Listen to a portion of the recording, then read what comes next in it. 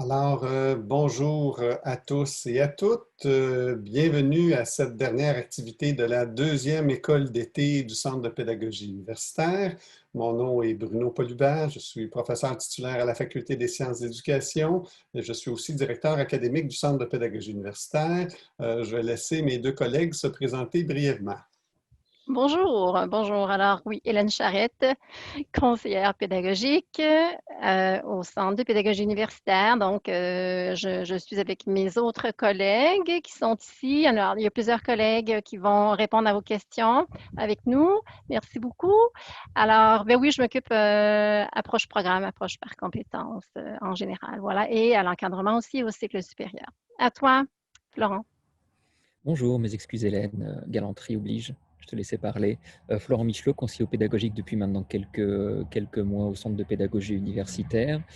Voilà, écoutez, avec ma collègue Hélène Effarzil, on a encadré le développement de cette formation avec les très nombreux collègues qui ont été des petites mains cachées derrière les QR depuis 3 jours maintenant.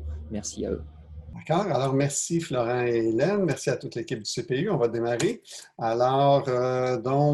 Je vais partager mon écran avec vous. Aujourd'hui, nous allons traiter de l'encadrement des étudiants. En fait, on pourrait dire, est-ce qu'on commence par la fin ou on commence par le début? À quelque part, je dirais que dans ma perspective, c'est peut-être la dimension la plus importante ou une des dimensions les plus importantes dans l'enseignement à distance. Effectivement, dans l'école d'été, vous avez eu une diversité d'activités qui vous aideront à vous préparer à enseigner à distance. Maintenant, au-delà de la préparation des activités d'enseignement et d'apprentissage, des activités d'évaluation, de penser à la communication, à l'encadrement avec les étudiants, c'est particulièrement important, surtout à distance. Donc, ça va être notre thématique d'aujourd'hui. Donc, un petit élément d'organisation, tout d'abord, c'est qu'on est actuellement pour ceux qui, en fait, j'imagine que pour la plupart d'entre vous, ce n'est pas le premier atelier, mais nous sommes dans l'interface webinaire de Zoom, plutôt dans l'interface régulière. Donc, les fonctions, il y a en fait un module Q&A, mais vos accès à certaines fonctions sont limités. Vous n'avez pas accès à votre vidéo, à votre partage d'écran, aux annotations, à moins que l'on vous promeuve au rang de conférencier. Lorsque vous aurez des questions sur la présentation, posez-les dans le module questions-réponses et en fait, l'équipe de Petites Mains sera là pour répondre à vos questions pendant que je poursuis la présentation. Cependant, on va quand même utiliser le clavardage à certains moments précis. Puis, pour vous réchauffer, on va commencer tout de suite dans le clavardage. Donc, je vous demanderai de vous présenter en 3 ou 4 mots-clés, votre nom, votre département, un mot ou une expression qui vous décrit. Je vous invite à y aller avec le clavardage. Évidemment, dans le clavardage, dans l'option où on peut envoyer le message à tous, évidemment. Donc, merci beaucoup. On peut continuer en arrière. Je trouve ça très intéressant de voir défiler ça parce que déjà, ça me donne une bonne prise de qui assiste. Je vois qu'on a quand même une bonne diversité de facultés, aussi bien faculté des sciences de l'information, faculté des sciences d'éducation, le DIRO. Je vois quelques personnes que je connais que je salue. Alors, voilà. Donc, ça nous permet déjà de voir un peu qui est là. Alors, écoutez, on est avec la pandémie un petit peu dans une drôle de situation. Je dirais que l'évolution qui se passe à l'Université de Montréal et dans l'ensemble des universités, j'allais dire au Québec, mais en réalité, c'est dans le monde, c'est un petit peu semblable à l'évolution qu'il y a eu dans les établissements d'enseignement à distance. C'est assez intéressant parce qu'on a dans les établissements de formation à distance, on s'est centré dans les débuts beaucoup sur le matériel, développer du bon matériel de cours, des bonnes activités d'enseignement, d'activités d'apprentissage, des bonnes activités d'évaluation, rendre tout ça interactif, mais on s'est peu centré sur les interactions. C'est venu dans un deuxième temps.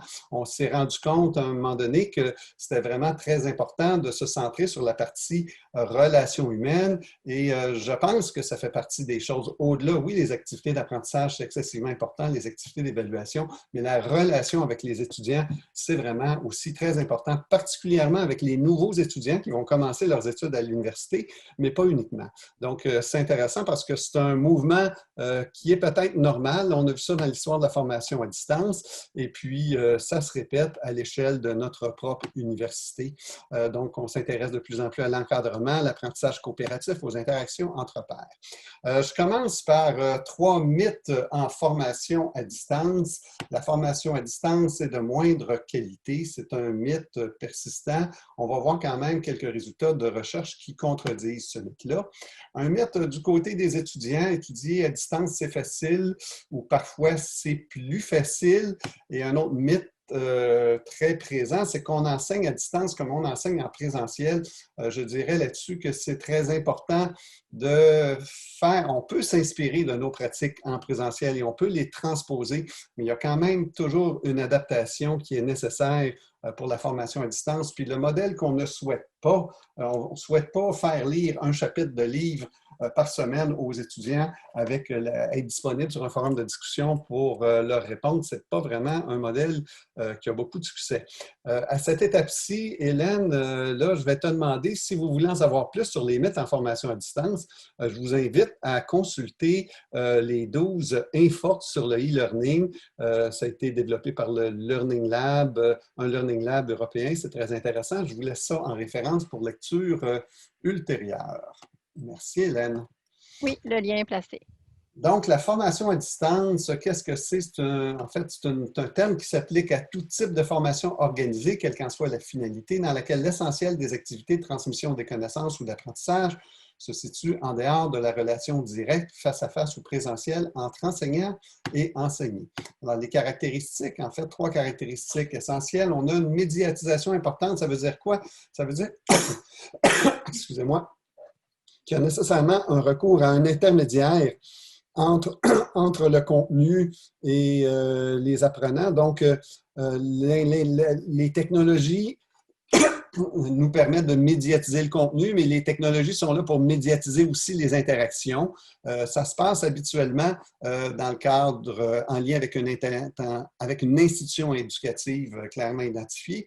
Et on avait l'habitude dans le passé de publics spécifiques, c'est de moins en moins vrai, parce que dans la situation actuelle, on a plus ou moins le choix. Une grande partie des enseignants dans le monde, surtout au postsecondaire, doivent se mettre à l'enseignement à distance.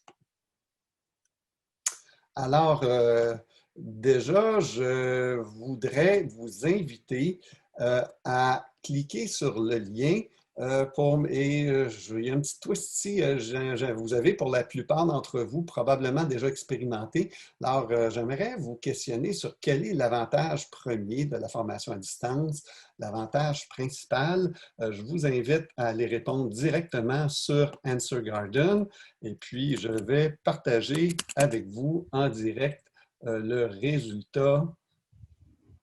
OK, donc juste pour vous dire, le lien a été placé dans la fenêtre conversée. Alors, vous avez juste à cliquer là et c'est à cet endroit ensuite, quand la fenêtre sur Internet, vous allez pouvoir écrire votre réponse. Et là, je vais partager avec vous les réponses.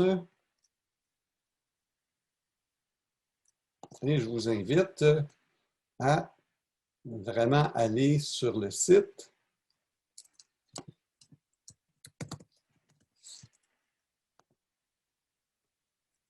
Ah, vous voyez, c'est intéressant. Alors, ce qui se dégage, déjà, flexibilité comme vraiment la plus grande. C'est intéressant parce que dans ma recherche doctorale, c'est vraiment la flexibilité sous toutes ses formes qui était la raison première du fait que les étudiants prenaient un cours à distance. Vous parlez d'accessibilité, pas de déplacement, gain de temps, donc flexibilité spatio-temporelle, d'autres éléments, liberté, autonomie, pas de décalage horaire. Vous avez beaucoup d'éléments qui sont liés à la flexibilité spatio-temporelle et à ses différentes dimensions. Donc, c'est aussi dans la littérature l'avantage principal de la formation à distance. Merci de vos réponses. On poursuit avec la présentation que je repars à l'instant. Donc, voilà. Maintenant, quels sont les problèmes principaux en formation à distance? Et là, plutôt qu'aller dans Answer Garden, je vous demande d'utiliser le clavardage pour partager les problèmes que vous avez peut-être éprouvés. Donc, est-ce que je vois l'isolement des étudiants? La distance communicationnelle, c'est intéressant, je vous trouve bon. Méconnaissance technologique, manque d'interaction, changement de cadre conceptuel de l'apprentissage, maîtrise des outils, la motivation, décrochage, le lien. Alors, merci. Procrastination des étudiants. Je la trouve très bonne, celle-là, parce que c'est quand. Puis la participation, c'est vraiment beaucoup plus facile de procrastiner à distance. C'est un petit peu le pendant de la flexibilité. Vous avez tout à fait raison. Fait, toutes vos réponses sont bonnes. Et je poursuis. On va regarder un petit peu. Écoutez, je fais la version courte de ma présentation. Donc, si jamais vous êtes obligé de partir avant la fin, bien, vous aurez... Alors, les problèmes principaux en formation à distance, c'est vraiment des problèmes liés à l'abandon, à la motivation et à l'autorégulation. Des problèmes aussi liés à un phénomène qu'on appelle la distance transactionnelle. Maintenant, les pistes de solutions qu'on peut vous proposer en lien avec ça, il y en a 5. C'est de miser tout d'abord sur l'encadrement individuel, ensuite sur le sentiment d'efficacité personnelle, ensuite sur l'apprentissage collaboratif, sur l'encadrement collectif, qui n'est pas tout à fait la même chose, qui n'est pas du tout la même chose. Enfin, miser sur l'idée de la présence, la perception de présence, non seulement du professeur, mais présence des pairs aussi. Alors, qu'est-ce qu'on sait de l'efficacité des formations à distance? Depuis 20 à 30 ans, on a plusieurs méta-analyses qui ont été réalisées par différentes équipes et méta-analyse après méta-analyse, on arrive à des résultats semblables. La formation à distance, c'est comparable en termes d'apprentissage si on considère la note ou la réussite comme un indicateur d'apprentissage. C'est même légèrement supérieur en formation à distance que dans la formation en présentiel. Cependant, dans l'ensemble des études, on a une beaucoup plus grande variabilité. Alors, l'écart type, autrement dit, moyen, est beaucoup plus grand en formation à distance qu'en formation en présentiel. Alors, qu'est-ce que ça veut dire? Comment j'interprète ça? C'est que c'est quand même très facile de faire moins bon et ce n'est pas parce que vous transposez un cours à distance que c'est nécessairement meilleur. Donc, ça demande quand même beaucoup de soins, ça demande une préparation, ça demande de s'interroger sur les différents éléments qu'on met en place et ça a été l'objet de l'ensemble de l'école d'été. Les effets sur la satisfaction et les interactions sont positifs, mais dans ces études-là, il y a une espèce de biais, c'est que ceux qui sont questionnés sont ceux qui ont persévéré jusqu'à la fin. Alors, le problème principal, c'est quand même la persévérance. L'abandon, la persévérance est la problématique numéro 1 en formation à distance. C'est connu depuis des décennies, ce qui nous suggère des interventions d'interaction et d'encadrement. La qualité variable, on en a parlé, la solution à ça, c'est de mettre en place un processus de design ou de planification pédagogique très soigné où vous réfléchissez aux caractéristiques de vos étudiants, vos objectifs d'apprentissage, ou les choix que vous faites en termes de méthode d'enseignement, activités d'apprentissage, activités d'évaluation et activités d'encadrement sont très cohérents avec vos objectifs d'apprentissage et les caractéristiques de vos étudiants. Un autre problème, c'est que largement répandu, c'est qu'on retrouve généralement dans le corps professoral une perception négative de la formation à distance, qui fait que l'adhésion est difficile. Alors, dans une étude qui date d'une dizaine d'années, on avait à peu près les 3/4 des enseignants qui résistaient à enseigner à des cours en ligne. Là, on est dans une situation où tout le monde se trouve à être obligé à enseigner en ligne et j'espère que cette situation-là est en train de changer. Donc, comme on l'a vu, la flexibilité, c'est l'avantage premier des cours à distance. Les abandons sont plus élevés en formation à distance et c'est encore plus élevé quand on est dans un modèle autorythmé ou autoportant. C'est quoi le modèle autoportant? C'est le modèle classique de la téléuniversité, c'est le modèle classique du cégep à distance, c'est le modèle classique des établissements de formation à distance. C'est un modèle qui était prévalent à la faculté d'éducation permanente il y a quelques années, qui est encore utilisé, qui a ses avantages en termes de flexibilité, mais qui a ses problématiques en termes de complétion. Alors, à quoi sont dus les problématiques d'abandon, on a identifié l'isolement, la baisse de motivation, puis on s'est rendu compte de l'importance des interactions sociales en formation à distance. Problème de la persévérance, on en parle depuis plusieurs années. Au tournant des années 90, alors que les firmes de e-learning voulaient vendre à tout prix la formation à distance en entreprise, on vantait les mérites en termes d'efficacité, mais même ces formations-là souffrent des mêmes problèmes de persévérance et d'abandon. On a réalisé, le CPU ainsi que le Bureau de promotion de la qualité, un sondage sur la transition vers l'apprentissage à distance à l'hiver 2020. Ça a été réalisé en mai auprès de 3000 quelques étudiants à partir d'un échantillon préparé par le Bureau de recherche institutionnelle. Et en fait, la problématique principale qui a été soulevée par les étudiants, c'est vraiment la difficulté de maintenir leur motivation à l'égard des études. J'attire quand même votre attention sur le fait que, tout à fait à droite, malgré tout, la plupart des étudiants sont tout à fait en accord ou plutôt en accord avec, sont satisfaits de leur expérience d'apprentissage. Mais c'est vraiment la problématique de la motivation, c'est vraiment la problématique identifiée par les étudiants. Et ce résultat-là est répliqué dans une étude qui a été réalisée à l'échelle du Canada où Staying Focused Motivated dans les établissements universitaires était le problème numéro 1 soulevé par plus des par presque les 3/4 des étudiants. La distance transactionnelle, qu'est-ce que c'est? Écoutez, la formation à distance, c'est un contexte particulier. Nous ne sommes pas en face à face. On est à distance les uns des autres et cette distance-là est physique, mais elle n'est pas que physique. C'est une distance qui est aussi psychologique. On se sent plus loin. Plusieurs d'entre vous, dans ce qu'on a mentionné dans le clavardage tantôt, on pouvait rapporter plusieurs de ces éléments-là à la distance transactionnelle, comme le fait que c'est difficile de se sentir vraiment en contact, c'est difficile de vraiment percevoir les autres. La distance transactionnelle peut mener à l'isolement, la distance transactionnelle peut mener à des difficultés de compréhension. Et même dans les établissements de formation à distance qui développent du matériel de très, très haute qualité, je vous dirais que c'est normal qu'il y ait des difficultés de compréhension des étudiants. C'est pas vrai que le matériel peut être absolument clair.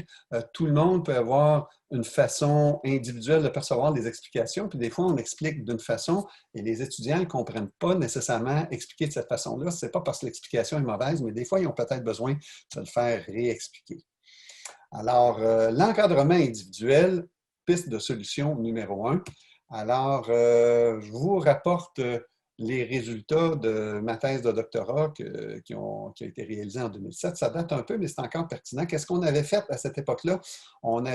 C'était fait au cégep à distance et puis ce qu'on a introduit, c'est 2 interventions de tutorat individuel proactives. Donc, plutôt que d'attendre que les étudiants posent des questions, on avait demandé aux enseignants, qui étaient des tuteurs, en fait, au cégep à distance, de préparer une lettre de bienvenue qui était faite en fonction d'un modèle de motivation qui s'appelle le modèle ACTS, où on essayait surtout de convaincre les étudiants que le cours allait être important, que le cours allait être utile. On essayait de mettre un côté personnel à la lettre de bienvenue. On leur disait aussi, on essayait de leur donner confiance qu'ils allaient pouvoir réussir le cours avec une quantité de travail raisonnable. Et puis, on essayait d'introduire un aspect aussi un petit peu ludique pour leur montrer que le cours, ça allait être le fun. Ensuite, on demandait aux tuteurs de faire une relance bienveillante après 5 semaines. Ça veut dire tout simplement de prendre l'initiative d'un contact avec chaque étudiant pour s'informer de comment ça allait dans son cours, etc. Donc, on pourrait considérer quand même que c'était une intervention relativement légère de la part des tuteurs. C'était un modèle quasi expérimental et ça a mené à une augmentation de près de 20% des taux de réussite dans ce cours-là. Dans les cours, il y avait 3 cours qui étaient ciblés pour la recherche, donc ça a été un résultat assez important. Depuis, les pratiques ont changé au cégep à distance pour favoriser vraiment un tutorat individuel plus proactif plutôt que réactif. Les résultats qualitatifs qui ont été rapportés, on avait des entrevues sur une perception positive de la relation avec le tuteur, perception de la présence du tuteur et de la disponibilité d'un soutien cognitif. Ils ont senti que ça leur facilitait les contacts ultérieure, ils se sont sentis accueillis aussi, ça leur a donné un sentiment de confiance. Ça m'amène à la deuxième piste de solution, miser sur le sentiment d'efficacité personnelle. Alors, je vous ai parlé du modèle ACT. Là, je vous présente un modèle classique de motivation. Qu'est-ce que c'est que la motivation dans la perspective socio-cognitive? On peut distinguer entre deux composantes, la composante attente d'une part et la composante valeur. Qu'est-ce que c'est que les attentes? Les attentes, il y a deux composantes. Sentiment de contrôle, c'est dans quelle mesure est-ce que je pense que mon succès est dû à mon propre travail ou à des facteurs qui sont contrôlables et internes plutôt qu'incontrôlables ou externes. Autrement dit, si je réussis tel examen, ou si j'échoue tel examen, si je me dis que c'est parce que le prof est chien, mais c'est des attributions externes incontrôlables, donc c'est très mauvais pour la motivation. Si j'attribue mon échec au fait que je n'ai pas assez fait d'efforts ou je n'ai pas étudié de la bonne façon ou je n'ai pas étudié les bonnes choses, c'est une attribution interne contrôlable, ça c'est très propice à la motivation. L'autre dimension, le sentiment d'auto-efficacité, c'est dans quelle mesure est-ce que je me sens capable de réaliser telle ou telle tâche. En fait, c'est probablement la dimension motivationnelle la plus importante. On a beaucoup d'études qui montrent que le sentiment d'auto-efficacité est un fort prédicteur de la performance et de l'apprentissage dans un très grand nombre de situations académiques. L'autre composante, c'est la composante valeur. La composante valeur, ça répond un peu à la question pourquoi est-ce que je m'engagerais dans une tâche? Alors, l'orientation des buts, c'est est-ce que j'ai des buts plutôt intrinsèques ou extrinsèques? Les buts intrinsèques, c'est dans quelle mesure j'étudie parce que j'ai de l'intérêt pour le cours, pour le sujet du cours. Les buts extrinsèques, c'est dans quelle mesure j'étudie parce que c'est une perspective récompense-punition. C'est sûr que de miser davantage sur des buts intrinsèques, c'est favorable à la motivation et à la performance. Ensuite, la valeur de la tâche, c'est quoi la valeur de la tâche?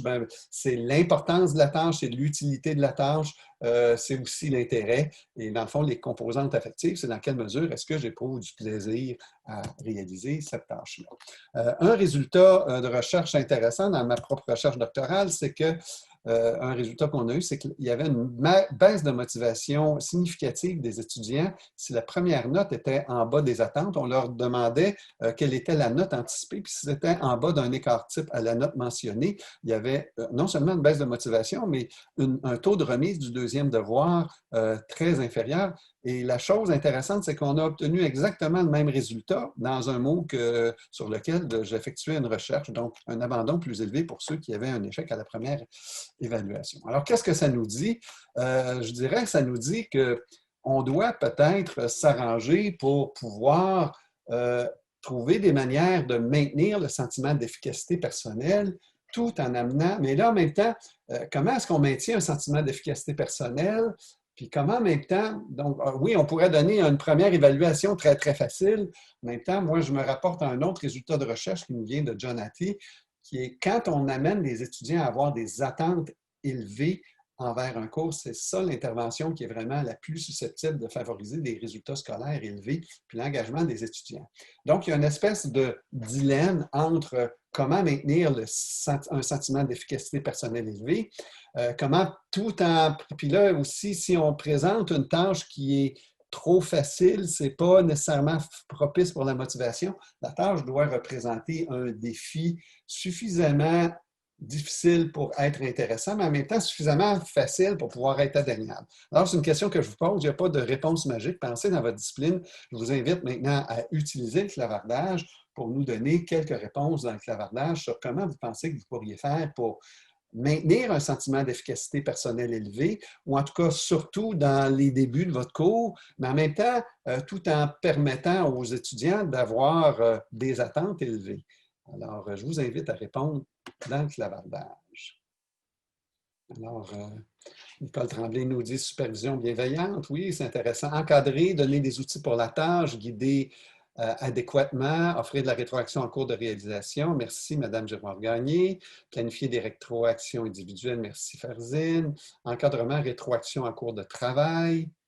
Test périodique, sans nécessairement qu'ils soient notés. Donc, l'évaluation formative pour les aider à se situer, leur donner des rétroactions. Excellente piste.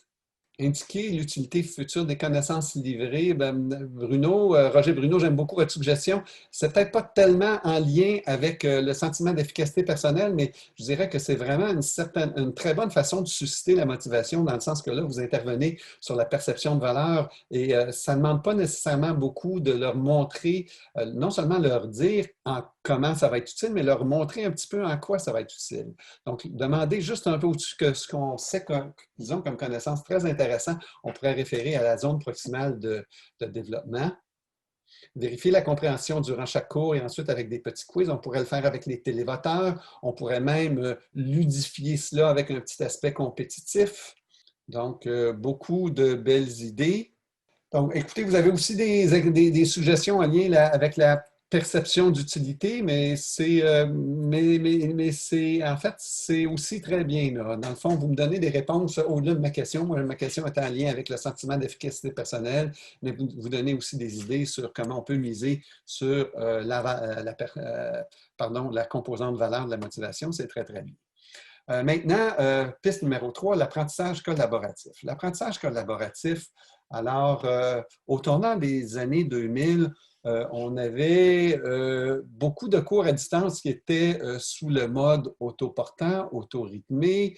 Ça veut dire quoi le mode autoportant, autorythmé? Ça veut dire que je peux m'inscrire à n'importe quel moment dans le cours. Le matériel du cours est toujours présent. Puis si je me réfère au cégep à distance, les étudiants peuvent s'inscrire aujourd'hui à un cours de psychologie 101 ou 103. Ils recevront dans quelques jours des informations qui leur permettent de se connecter à l'environnement du cours. Donc, pourront, et en fait, ce n'est pas un mode cohorte comme on connaît. Il n'y a pas de session d'automne, pas de session d'hiver. Donc, ils ont un certain temps pour compléter leur cours, compléter le travail, des examens.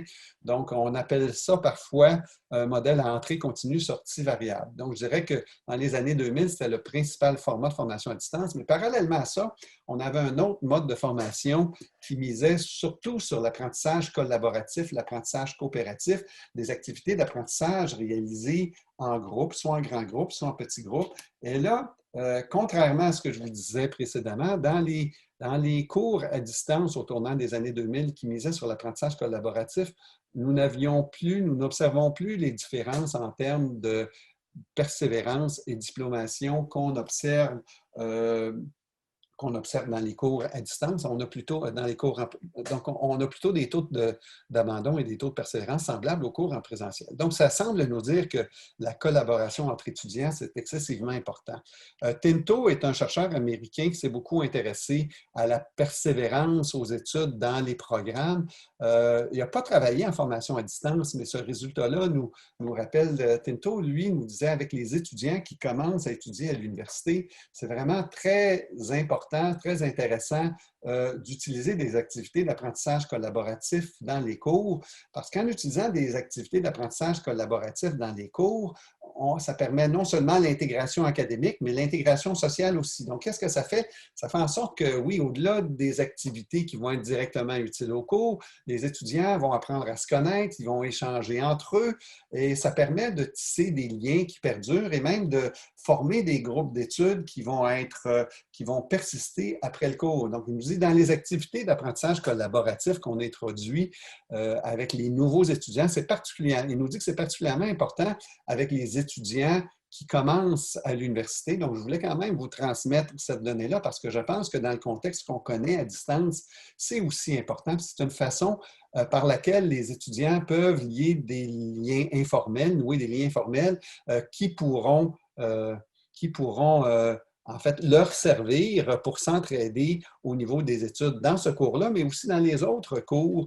Voilà, et on a la particularité que ce trimestre-ci, un grand nombre de cours et d'étudiants, même si on prévoit une certaine présence sur le campus pour les étudiants de première année, ils feront beaucoup d'activités à distance. Donc, ça sera particulièrement important. Ça m'amène à vous parler de ce que je vous nommerais comme étant le paradoxe de la collaboration. C'est quoi le paradoxe de la collaboration? En gros, c'est pas très compliqué. Les paradoxes de la collaboration, c'est que les étudiants souvent le souhaitent peu, puis souvent les établissements de formation à distance l'encouragent peu, mais c'est très bon pour les étudiants, c'est très bon pour leur motivation, leur réussite. Donc, on a plusieurs résultats de recherche, à la fois dans mes propres travaux et ailleurs, qui nous indiquent à la fois que la collaboration n'est pas nécessairement souhaitée par les étudiants, pas nécessairement beaucoup aimée, mais que c'est très, très fortement lié à la persévérance, à la réussite. Alors là, il y a une question derrière ça. Est-ce que ceux qui collaborent davantage sont les plus motivés, les plus intéressés? Possible, il y a peut-être une troisième variable, mais moi, mon hypothèse, c'est plutôt qu'il y a une interaction entre le fait que quand on commence à collaborer en petits groupes, il y a un phénomène d'interdépendance qui se développe et souvent, on se sent lié aux autres membres de notre équipe. On ne veut pas être un poids pour l'équipe, on veut apporter à l'équipe. La perception des pairs est très importante, donc je pense que la collaboration en elle-même aussi est un soutien à la motivation. Et dans un cours que j'offre qui s'appelle Design et production de vidéos pédagogiques, on fait travailler les étudiants par pair et ils nous témoignent à la fin du cours de l'importance d'avoir travaillé en équipe pour leur motivation. Donc, c'est vrai, on a plusieurs résultats de recherche que je vous épargne. C'est vrai en formation à distance, c'est vrai dans les MOOC. Un petit exemple, à l'université à Tabasca, qui est une université, en fait, l'université, l'établissement d'enseignement postsecondaire le plus important de formation à distance anglophone au Canada. On a des cours qui s'offrent soit dans le modèle auto-rythmé ou soit dans le modèle par cohorte où la collaboration est plus facile. Le modèle par cohorte, c'est le modèle où on a un groupe, un trimestre, et on se rend compte que les taux de complétion des cours, dans les mêmes cours sous les deux modes, augmentent de plus de 23 %. Donc, les taux de complétion des cours auto-rythmés, 63,6 %, puis les taux de complétion des mêmes cours offerts sous mode cohorte, c'est 86,9 %. On a d'autres résultats de recherche, c'est un seul résultat de recherche. Alors, je ferai peut-être un petit arrêt à ce moment-ci. Je n'ai pas beaucoup regardé ce qui se passe dans le Q&A et je regarderai peut-être pour une petite séance de questions-réponses, voire de commentaires sur la partie que l'on a vue jusqu'à présent. Si vous souhaitez prendre la parole ou si vous souhaitez poser une question, allez-y dans le clavardage directement. Et nous allons y répondre en direct. Alors là, je ne vois pas de questions, Bruno. Est-ce que vous avez des questions, des commentaires? Ne vous gênez pas. Il y en a une On dans le a modèle une QR. question dans le QR de l'efficacité. Ah oui, pardon, excusez, oui. D'efficacité collective. Philippe, écoute, oui, c'est très intéressant. J'ai un collègue qui s'appelle Jean-Hugues qui travaille beaucoup sur cette dimension-là, effectivement. Il existe l'équivalent du sentiment d'efficacité personnelle qu'on pourrait reproduire à l'échelle d'une équipe. Et puis, on peut vraiment dire qu'il y a une dimension collective au sentiment d'efficacité personnelle. Donc, on a introduit cette dimension-là, le fait qu'il y avait effectivement, dans le cas par exemple, d'appartenance à des petits groupes ou de travaux d'équipe, une dimension du sentiment d'efficacité collective. Il y a moins de travaux de recherche qui ont été faits sur cette dimension-là, mais c'est effectivement une dimension théorique qui est en train d'émerger assez fortement. On peut penser aussi à créer des communautés de pratique et des espaces de collaboration en ligne. Alors, on dit, vous avez moins parlé de l'encadrement des étudiants et la variation selon les cycles. Nous allons peut-être, écoute, Hélène, je ne sais pas si tu veux aborder, c'est prévu un peu pour la fin, mais ça ne me dérange pas trop de modifier un petit peu l'horaire. On pourrait prendre peut-être une petite pause. Je ne sais pas si tu préfères répondre maintenant ou te garder ça pour la fin, Hélène. Non, je peux y aller. Je vais juste vous partager à ce moment-là une infographie dans le clavardage que nous avons produite et que vous allez trouver sur le site du CPU. Vous allez trouver beaucoup de ressources très utiles et bien faites sur le site du CPU. Alors, donc, cette infographie, Florent, moi-même, Bruno et moi, on y a participé. Alors, elle porte sur l'encadrement au cycle supérieur. Alors, pourquoi on a pensé à faire ça? C'est parce que, bon, Bruno vous en a parlé depuis le début et vous le savez aussi sans doute à distance, le taux d'abandon, c'est un défi. Et déjà, quand on fait un doctorat, une maîtrise, notre projet de recherche, eh bien, on voit, on note surtout au niveau du doctorat là, qu'il y a des abandons, que les étudiants prennent beaucoup de temps. Alors, à distance, on peut penser hein, que ça ne sera pas nécessairement plus facile. Alors, nous avons ici quelques propositions, des bonnes pratiques. Ce sont des propositions pour vous auxquelles on a réfléchi, alors avec nos lectures et notre expérience et tout ça. Ce n'est pas exhaustif, mais c'est quand même un bon début, je dirais. Alors, vous avez comme première pratique, on parle de jouer pleinement votre rôle de guide bienveillant. Donc, vous êtes un guide et à ce moment-là, il faut être sensible en ce moment à ce que les étudiants vivent. Ce n'est pas facile. Bruno en a parlé, ils sont seuls, ils sont isolés. Il y a des étudiants étrangers aussi pour qui c'est plus difficile. Et il faut donc montrer un véritable intérêt pour vos étudiants à ce qu'ils sont, à ce qu'ils font et continuer à entretenir la relation, miser sur la relation que vous aviez déjà établie avec eux. Donc ça, c'est très important. Deuxième pratique, on parle de soutenir le développement de l'autonomie. Donc, cette situation actuelle nous force à faire de la formation à distance et la formation à distance favorise vraiment l'autonomie des étudiants. Ça demande un bon sens de l'organisation, un bon sens de l'initiative. Donc, c'est vraiment le moment de mettre ça en exergue pour vos étudiants en les responsabilisant et en les encourageant justement à prendre davantage en main leur projet de recherche. Une autre pratique, encourager l'optimisation du temps et des énergies. Donc, assurez-vous que la planification a été ajustée en fonction de la situation actuelle, de bien aménager leur plan d'études en fonction de ce qui se passe aussi, de leur donner aussi, leur fournir des outils en ligne, des outils de gestion, d'organisation, de planification. Donc, c'est une situation qui permet, encore une fois, prenons avantage de la situation. Ensuite, on a comme autre proposition de favoriser leur motivation et leur engagement. Donc ça, c'est très important. Bruno en a parlé aussi.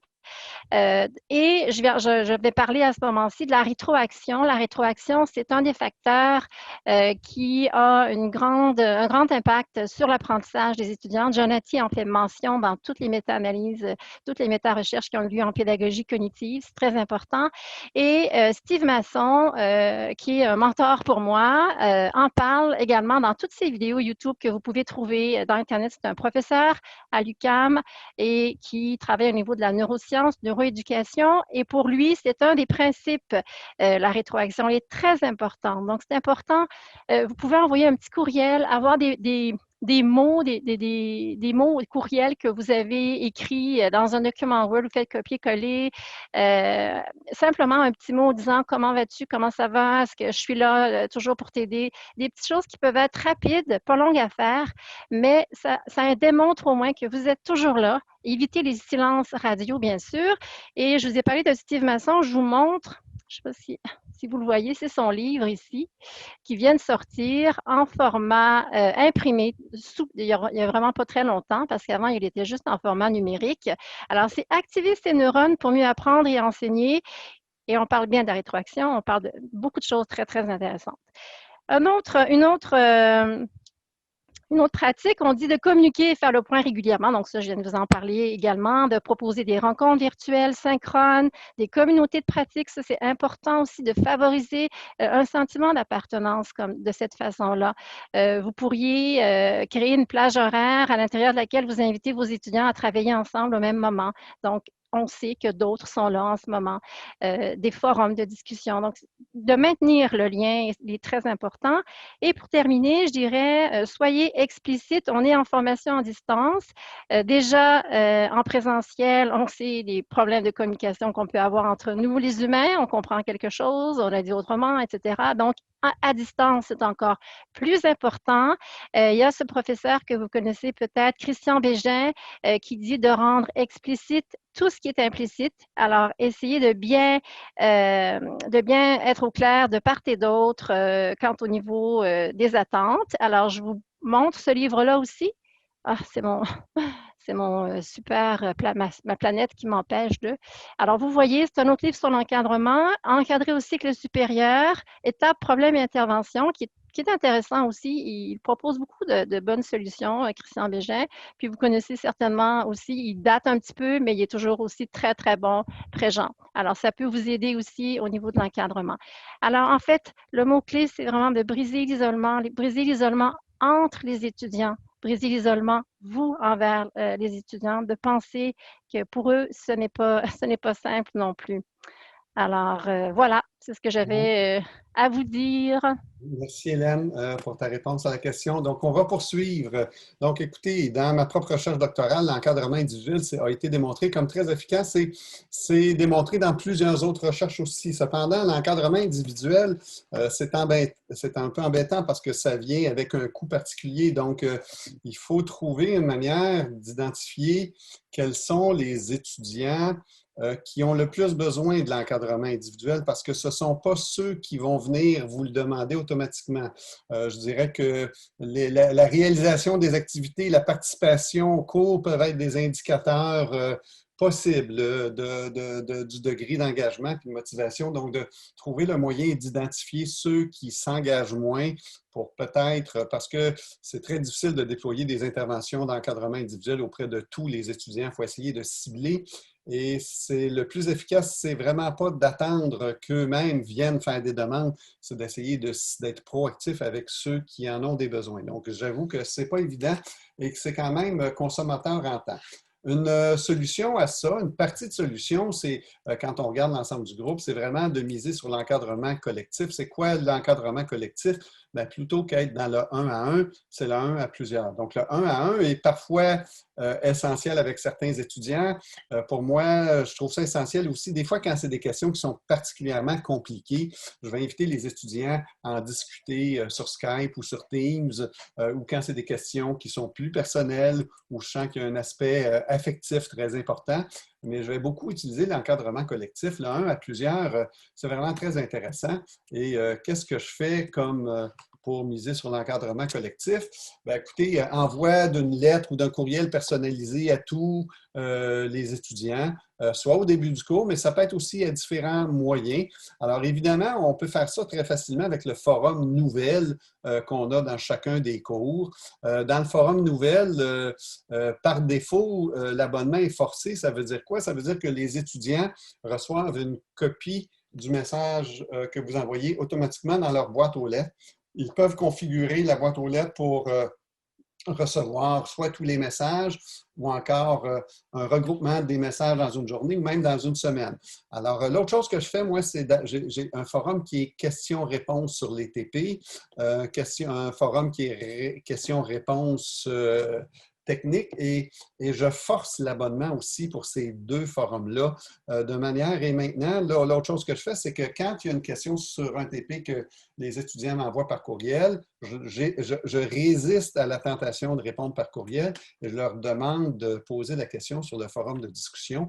En contrepartie, dès qu'il y a une question dans les forums encadrement collectif, je réponds, je mets ça au top de mes priorités, puis je réponds aux questions dans ces forums-là.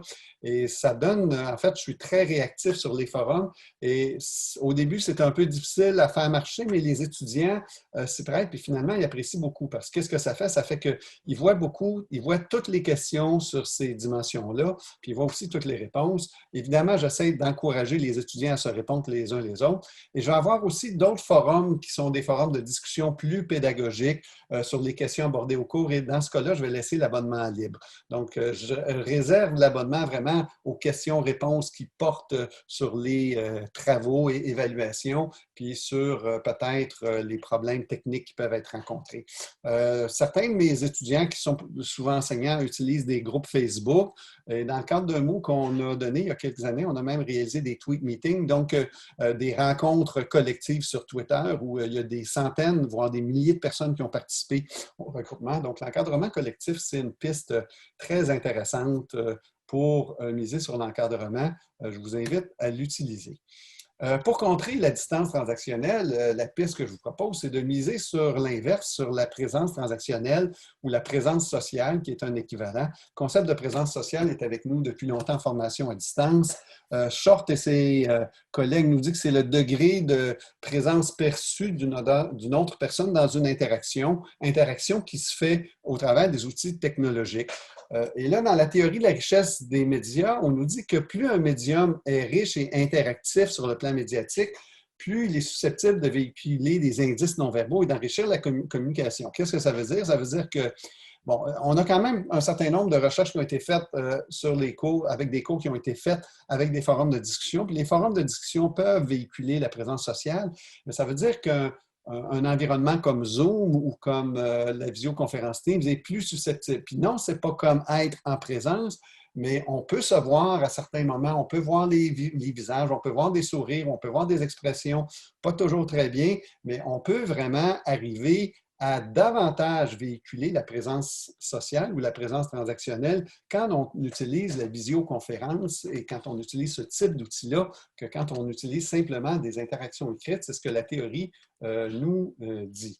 En réalité, nous avons réalisé, moi et ma collègue Nicole Rassette, une recherche dans différents établissements de formation à distance sur l'utilisation de la webconférence.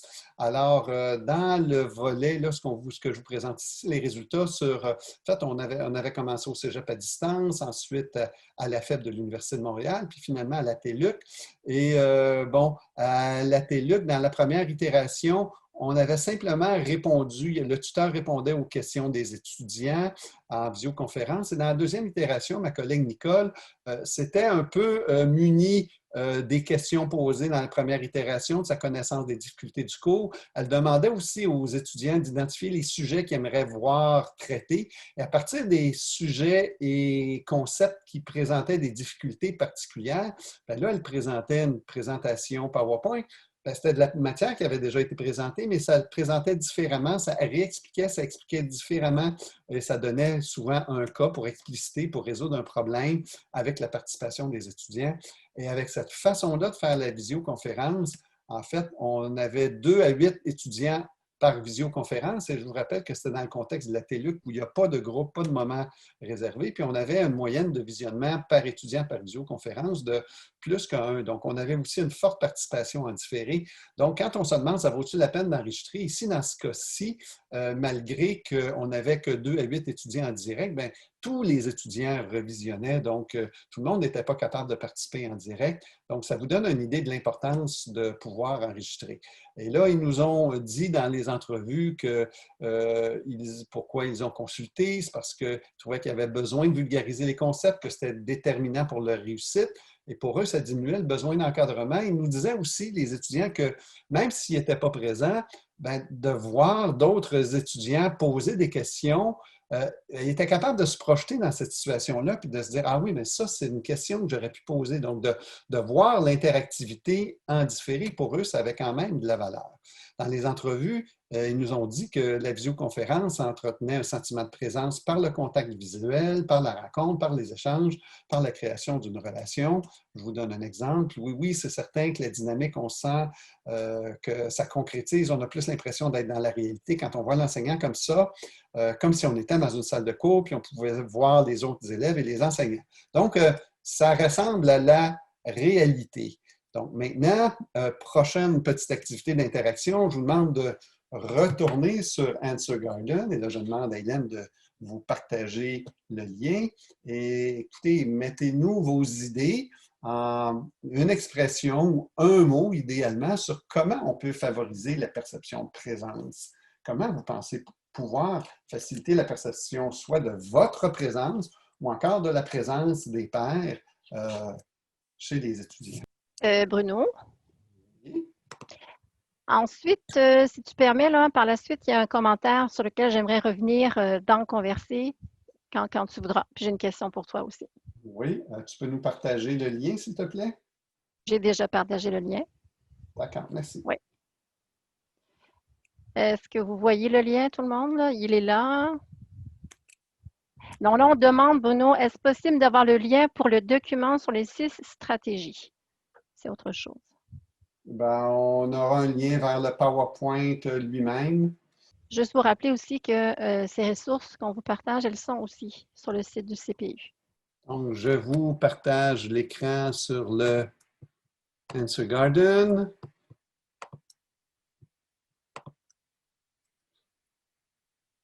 Donc, qu'est-ce qu'on a? Activité interactive, faire une vidéo, caméra ouverte. En fait, la vidéo, on a plusieurs formes, là, mais la vidéo revient.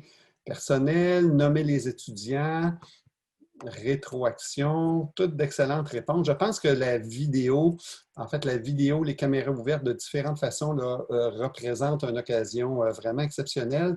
J'aime bien l'idée de nommer les étudiants. Présence hors cours, chacun s'exprime, avoir des moments. Je vous dirais, je vous partagerai peut-être ce que je faisais moi-même, des caméras ouvertes, faire une vidéo. Effectivement, moi-même, j'ai misé pas mal dans le cours que j'ai donné cet été sur ces deux stratégies-là. Donc, quand j'envoyais dans des messages dans le forum de discussion, parfois, j'envoyais des messages vidéo. Et l'autre chose que je faisais à chaque début de rencontre, c'est une espèce de... dans la pré-rencontre, je demandais aux étudiants de venir 5 ou 10 minutes avant, d'ouvrir leur caméra. Donc, on avait une période informelle, toute caméra ouverte, où on discutait brièvement. Donc, c'était vraiment très intéressant en termes de qu'est-ce que ça donnait comme dynamique de cours. On se sentait un petit peu comme dans une vraie classe. Alors, Hélène, je me retourne vers toi. OK, alors oui, pour le commentaire. Donc, je voulais juste parler du commentaire de Marlène, qui est un très bon commentaire. L'importance de donner de la rétroaction, même quand le travail est bien fait. Un étudiant qui bosse fort obtient un A et n'obtient qu'excellent comme commentaire, sera forcément déçu malgré la note. Alors, vous avez raison, je voulais aussi en parler tantôt. Quand on dit là de jouer pleinement votre rôle de guide bienveillant, c'est sûr que de dire à un étudiant, tu as fait un bon travail. Mais encore, qu'est-ce qui a été bon? Alors, c'est important d'aller qualifier qu'est-ce que ça veut dire quand on dit tu as fait un bon travail. Et en ce sens, pour ne pas le faire nécessairement, on peut le faire individuellement, c'est certain, mais dans les grilles d'évaluation à échelle descriptive qualitative, où on décrit davantage qu'est-ce que c'est un bon travail, ça peut être aidant pour vous comme professeur. Mais en tout cas, rappelez-vous que pour valoriser, motiver un étudiant, aller plus loin que le simple bon travail, c'est comme ça pour tout le monde. Donc, d'aller vraiment qualifier, préciser ce qu'on veut dire par cela. Donc, je vous remercie, Marlène, pour votre commentaire. Puis, une question, il y a déjà une question en droit. Bien sûr, les étudiants peuvent aller écouter les webinaires en asynchrone, en mode asynchrone quand ils sont enregistrés, mais ça peut être décontenançant pour les professeurs qui sont habitués d'avoir 100, 150 étudiants, puis que les étudiants ne viennent pas à leur prestation en ligne, là, en mode synchrone. Donc, qu'est-ce qu'on peut répondre à ces professeurs, Bruno, d'après toi, quand ils Je se dirais ramassent qu'il avec faut, 40, 50? En fait, il faut qu'on vise à la complémentarité des activités synchrones et asynchrones. Si vous voulez Oui, que les étudiants viennent à votre cours, vous devez faire en classe des choses qui sont différentes de ce que vous leur demandez de faire.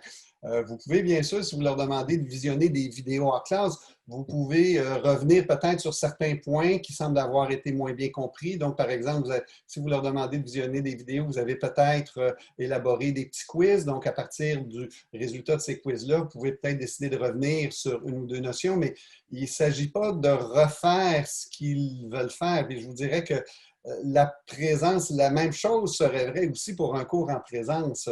Moi, je donne dans le cours dont je vous ai parlé plus tôt, qui s'appelle Design et production vidéo pédagogique, il y a beaucoup de travail, il y a beaucoup d'apprentissage qui se fait à l'extérieur des cours, puis la plupart des rencontres sont là pour discuter des vidéos qui ont été réalisées. Donc, il y a une grande partie de l'apprentissage qui se déroule entre les séances. Et là, on est un peu dans une formule de classe inversée à distance.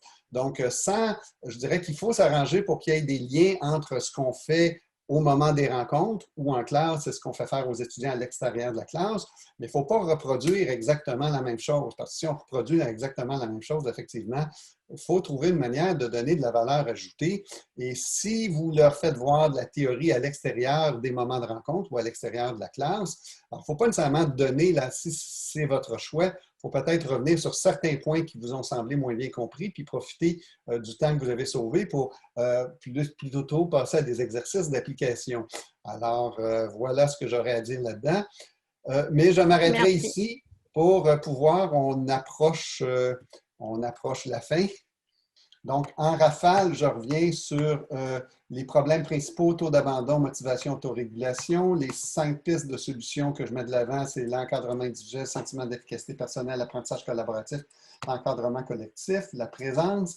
On a fait une autre infographie sur l'encadrement, accompagner et encadrer vos étudiants. Et là, je me tourne vers Hélène et Florence, qu'on avait ciblé 15h45 ou 16h comme heure de fin. 15h45. D'accord, merci. Donc, en lien, l'infographie que nous avons produite reprend essentiellement les pistes de solutions qui sont présentées ici. Vous pourrez la regarder. On a eu des petits exercices d'appropriation.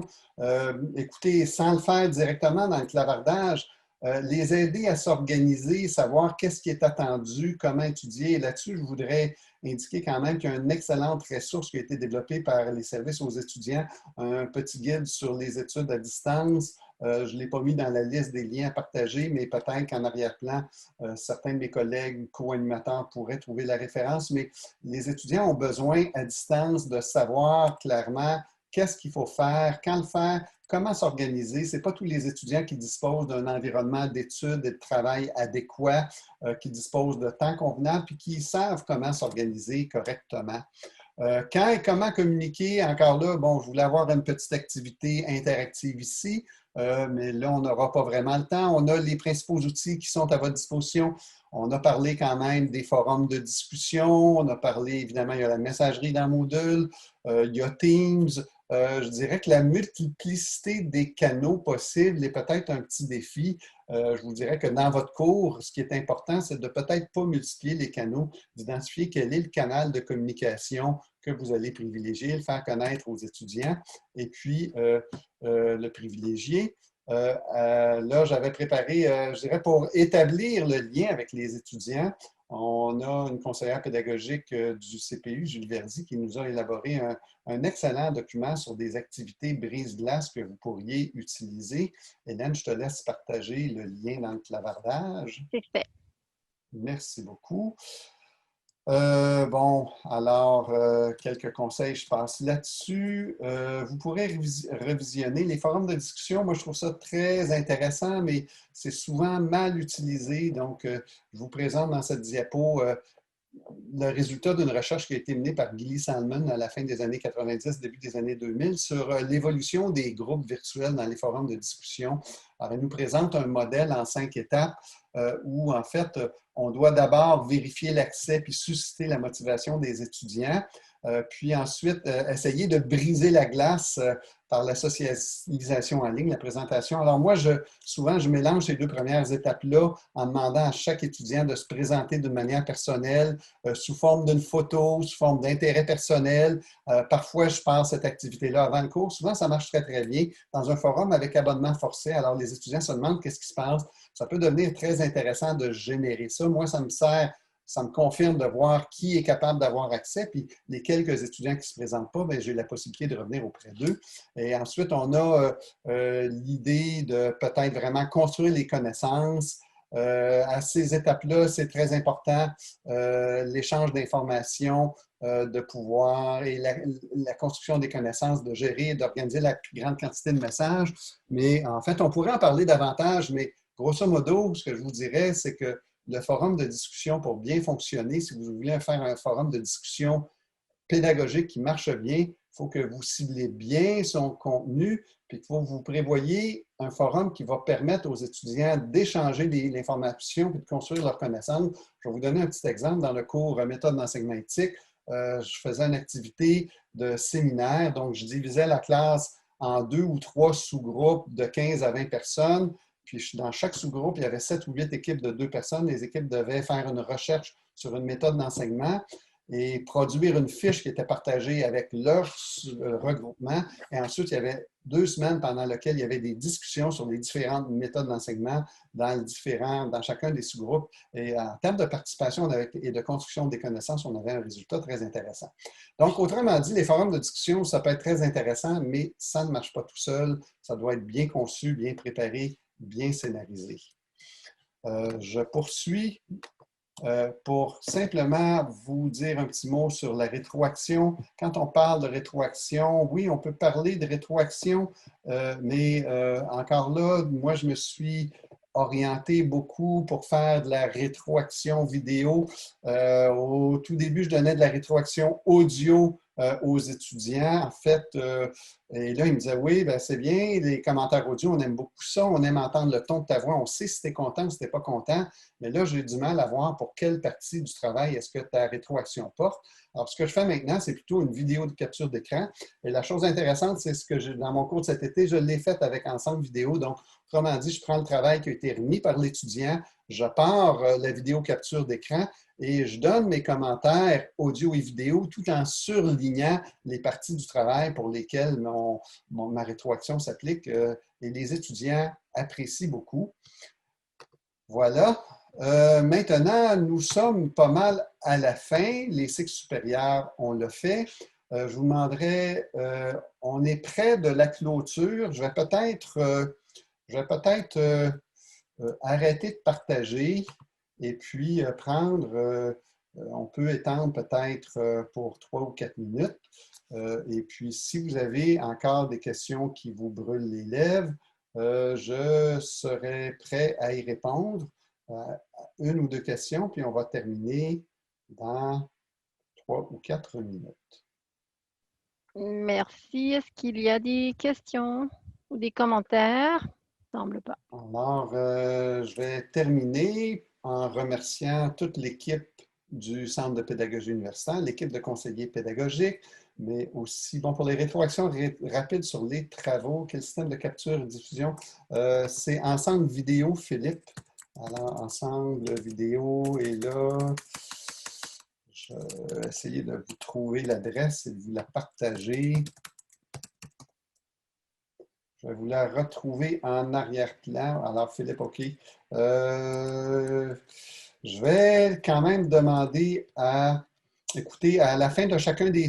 Ah, merci beaucoup, André, pour le lien. Je vais demander, on va vous inviter. Écoutez, je vous remercie de votre participation. Je remercie l'équipe du CPU de l'organisation de cette 2e école d'été. Je remercie particulièrement Florent et Hélène et Farzine, mais je remercie aussi tous les autres qui ont animé en présentant des conférences. Je remercie l'ensemble des conseillers pédagogiques qui ont participé à animer les sessions de questions et réponses au travers des modules, parce que c'est vraiment un travail d'équipe. Je remercie les gens des communications qui ont rendu ça possible, le personnel de soutien aussi. Donc, c'est un travail d'équipe. J'aimerais tous vous inviter aussi à répondre à notre petit questionnaire de fin de formation. Florent ou Hélène, c'est le moment de publier dans le clavardage l'adresse du questionnaire. C'est important pour nous. Voilà. Vous Voilà. l'avez dans le clavardage. Donc, Framaline, École d'été 2, post-test. Donc, c'est très utile pour nous de pouvoir avoir votre point de vue.